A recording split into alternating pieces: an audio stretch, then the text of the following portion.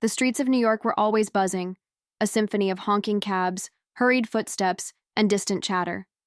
Among the chaos, Liam Carter moved with effortless confidence.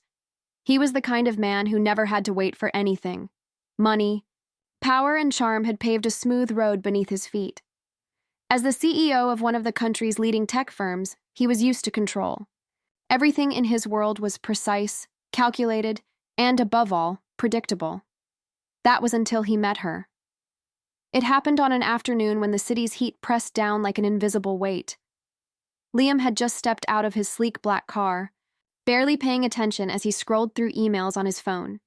His schedule was tight, as always. Meetings, investments, decisions that shaped the economy. Then, out of nowhere, she crashed into him.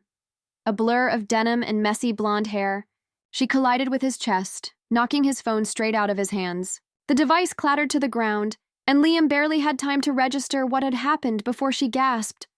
"Oh my gosh, I'm so sorry." He blinked, more in shock than anger, as he looked down at the young woman scrambling to pick up his phone. Dirt smudged her cheek, and the oversized straw hat she wore was lopsided, making her look as if she had just blown in from another world. Her hands were quick, fumbling and nervous, and the moment she handed the phone back to him, he could see the horror in her wide green eyes. "I didn't mean to." "Do you always go running into strangers?" Liam asked, brushing invisible dust from his suit. His tone was flat, controlled, but there was something about her, this unfiltered clumsiness, that made his usual indifference waver. She swallowed hard. "No, I mean, yes, sometimes, but not on purpose. I'm just—" She let out a breath, seeming to gather herself. "I'm new to the city." Liam exhaled sharply. Of course. That explained the worn-out boots, the slight country twang in her voice, and the way she looked up at the towering buildings as if they were mountains. "What are you doing here?" he asked, pocketing his phone. The girl brightened slightly. "Trying to find a job, and I just—" She hesitated, then extended a flower-covered hand. "I'm Rosie, by the way, Rosie Whitmore." Liam didn't take her hand. Not because he was rude, at least not intentionally, but because he was still trying to process how someone so disorganized had landed in his path. Rosie slowly withdrew her hand, looking slightly embarrassed. "Right. You probably don't shake hands with strangers." "I don't." "Okay, well, I guess I should go before I make this worse." She gave a small, awkward laugh and took a step back, but in doing so, her boot caught the edge of the curb, and before Liam could react, she stumbled again, this time knocking into a street vendor's cart. A tray of fresh bagels went flying. "The eye," vendor shouted in frustration, and Rosie let out a squeak of horror. Liam sighed. Unbelievable. He didn't know what possessed him to step forward, but before Rosie could completely fall over, his hand shot out, catching her arm and steadying her. Her skin was warm, soft, and she smelled faintly of flower and wildflowers, an odd combination. In the middle of a city that smelled mostly like asphalt and coffee. "Are you always this clumsy?" he asked. Rosie winced. "Only on my worst days," which, unfortunately, seems to be every day lately. Liam should have walked away. He should have let her deal with the chaos she'd created and gone about his day as usual. But something about the girl, her ridiculous hat, the way she looked at the city with both fear and excitement, the way she was so unapologetically herself, made him hesitate, and that hesitation would cost him. Because days later, Rosie Whitmore would be the only thing he could think about, and that was a problem, a very big problem. Days passed, but Liam couldn't seem to shake her from his mind. Rosie Whitmore, the clumsy, wide-eyed country girl who had crashed into his life like an unexpected summer storm. It wasn't just the way she had knocked into him or how she had nearly destroyed a bagel cart in one breath. No, it was something else. Something about her presence had left an imprint, and for a man like Liam, who thrived on structure and logic, that was unsettling. He told himself it was nothing. Just an odd encounter. He had met all kinds of people, brilliant minds, cunning investors, ambitious socialites, but none of them had ever lingered in his thoughts the way she did. It was ridiculous. He barely knew her. And yet, when he found himself staring blankly at his laptop in his sleek, glass-walled office. Instead of reviewing contracts, he was replaying the moment she had looked up at him with those nervous green eyes. It was frustrating. He didn't have time for distractions. So when fate decided to throw her back into his path, it almost felt like the universe was mocking him. It happened at a small cafe downtown, one of those charming little places that rich men like him had no reason to visit. But his assistant had insisted the coffee there was better than the overpriced, machine-brewed kind at the office. So here he was, waiting for his order, scrolling through emails, when a very familiar voice rang out from behind the counter. "Welcome to May's Bakery. What can I get started for you?" Liam froze, his fingers tightening around his phone. No way. Slowly, he looked up, and sure enough, there she was. Rosie Whitmore, standing behind the register in a too-big apron, flour dusting, her sleeves and a streak of icing smeared across her cheek. Her hair was a little messier than before, strands of blonde escaping from a loose ponytail, and she had the same energy as before, like she was barely holding herself together, but still managing to smile. She hadn't noticed him yet, too busy, helping an older woman choose between a blueberry muffin and a croissant. Liam had a split second to decide whether to turn and walk away before she could see him, but of course he hesitated, and that was all it took. Her eyes flickered up, and the moment they met his, she froze. There was a beat of silence. Then, in true Rosie fashion, she knocked over a tray of sugar packets in her panic. Oh no. She scrambled to pick them up, her cheeks turning a bright shade of pink. Liam sighed, stepping forward. "You're everywhere, aren't you?" Rosie shot him an embarrassed look as she shoved the sugar packets back into their holder. "I could ask you the same thing," he smirked. "This is my city," she huffed, finally standing straight. "Well, I guess I'm part of it now, too." Something about the way she said it made him pause. There was a quiet determination beneath her clumsiness, an unshakable will. She wasn't just here to explore, she was here to stay. Before he could respond, the older woman in front of him cleared her throat. "Young lady, I believe I asked for the muffin," Rosie startled, turning back to the customer. "Right. Yes, one muffin coming right up." Liam watched in amusement as she hurriedly grabbed a muffin with tongs, nearly dropping it twice before successfully bagging it. When she turned back to him, her expression was a mix of forced confidence and barely contained nerves. "And you?" "What can I get for you, Mr. Carter?" He narrowed his eyes slightly. "You know my name," Rosie shrugged. "You're kind of famous." He arched a brow. "Are you a fan?" She snorted. "Not exactly. I Googled you after our little incident." Liam wasn't sure why that intrigued him. Most people knew him for his wealth, his business empire, his sharp, calculated decisions. But the fact that she had looked him up? That meant she had been thinking about him too. "Just coffee," he said, ignoring the ridiculous turn his thoughts had taken. Rosie nodded quickly, turning to the espresso machine. What happened next was something Liam would have expected by now, but it still caught him off guard. The moment she started the machine, the milk frother went wild, spraying foam everywhere, including straight onto Liam's pristine suit. The cafe went silent. Rosie let out a strangled gasp. "Oh no, no, no, no."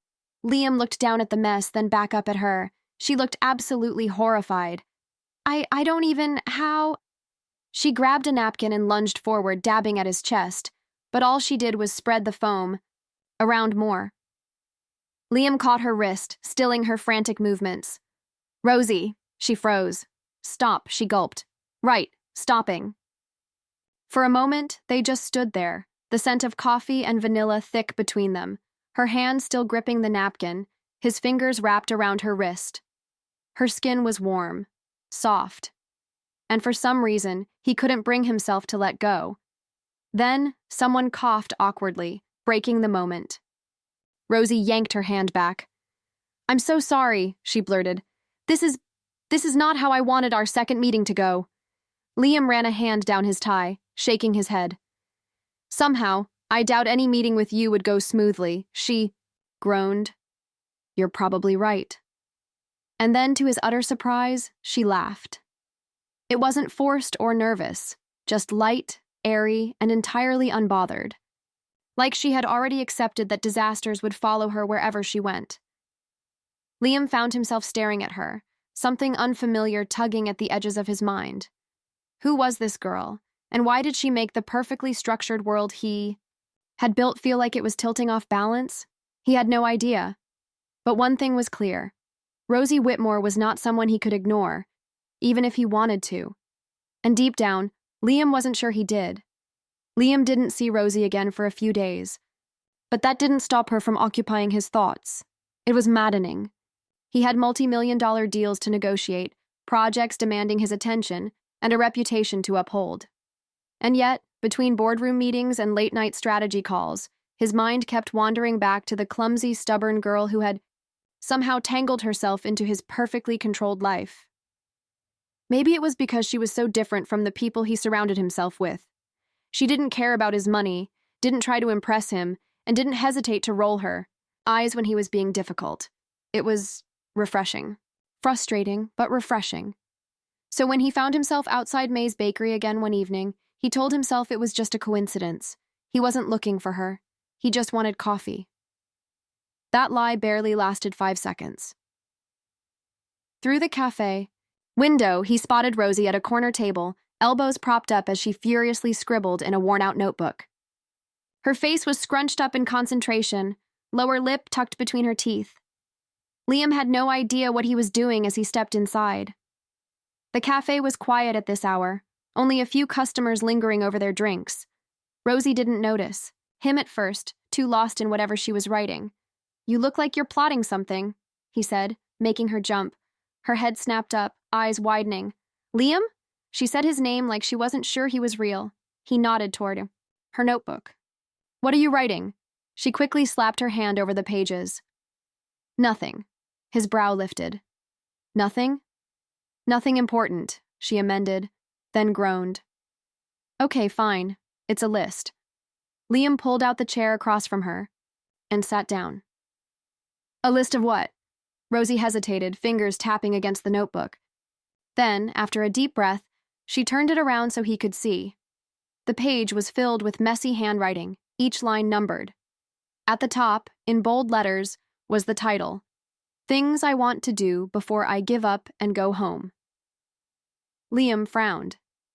"Give up?" Rosie exhaled. "I moved here to make something of myself, to prove to my family that I could handle it. But so far, all I've done is embarrass myself, spill coffee on a millionaire, and nearly set a kitchen on fire." He smirked. "I'll never forget that coffee incident," she shot him a glare. "Not helping." His smirk faded. "Are you really thinking about leaving?" Rosie shrugged. "I don't know. Maybe. She sighed. "New York is incredible, but it's hard. Harder than I expected. And if I can't even hold down a job without causing a disaster, then what's the point?" Liam looked at her for a long moment. Then, without thinking too much about it, he reached for the notebook and slid it toward himself. He scanned the list. Some of the things were small. Try a hot dog from a street. Cart visit Central Park in the snow. Others were bigger. Get a real job. Prove to myself that I belong here. At the very bottom, written in smaller, almost hesitant letters, was the last one.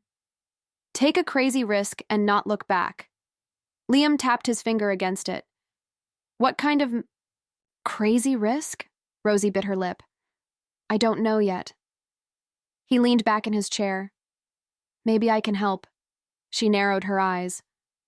Why would you do that? Because, he said simply, I think you belong here. Rosie stared at him, something unreadable passing through her expression. Then she smiled, small but real. And just like that, something shifted. They started seeing each other more after that.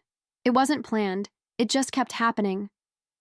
Liam would swing by the cafe, pretending he needed coffee, and somehow end up talking to Rosie for an hour. She'd text him pictures of ridiculous things she saw around the city, and he found himself actually laughing at his phone. A rare sight, according to his assistant. She pulled him out of his rigid world, made him notice things he had ignored for years. And in return, he helped her, introduced her to people, gave her advice on jobs, even dragged her to networking events where she somehow managed to charm every single person in the room. Neither of them said it out loud, but they both knew.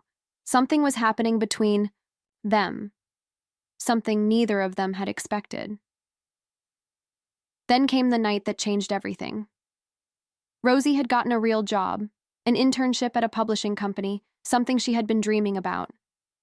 Liam had been the first person she called, her excitement pouring through the phone. "We have to celebrate," he had said without thinking, which was how they ended up on the rooftop of one of the tallest buildings in the city, staring out over the glowing skyline. Rosie let out a happy sigh. "It doesn't feel real." Liam glanced at her. "It is." She turned to him, eyes searching his. "You know, you never told me why you actually care about any of this. About me." His jaw tightened. He wasn't used to talking about feelings. But this was Rosie, and she deserved honesty. "I don't know," he admitted. "I just do," she smiled. "That's not an answer." He exhaled. "Because you make me feel something I haven't felt in a long time." Rosie tilted her head. "And what's that?" He hesitated, then finally said it. "Alive." Silence stretched between them, but it wasn't uncomfortable. Then, before he could second-guess himself, he reached for her hand. She didn't pull away. She just smiled, squeezed his fingers gently, and whispered, "That's funny, because you make me feel like I finally belong." And in that moment, under the city lights with the chaos of New York humming around them, Liam knew this girl, this clumsy, stubborn, incredible girl, had completely changed his world, and for the first time in his life, he didn't mind one bit.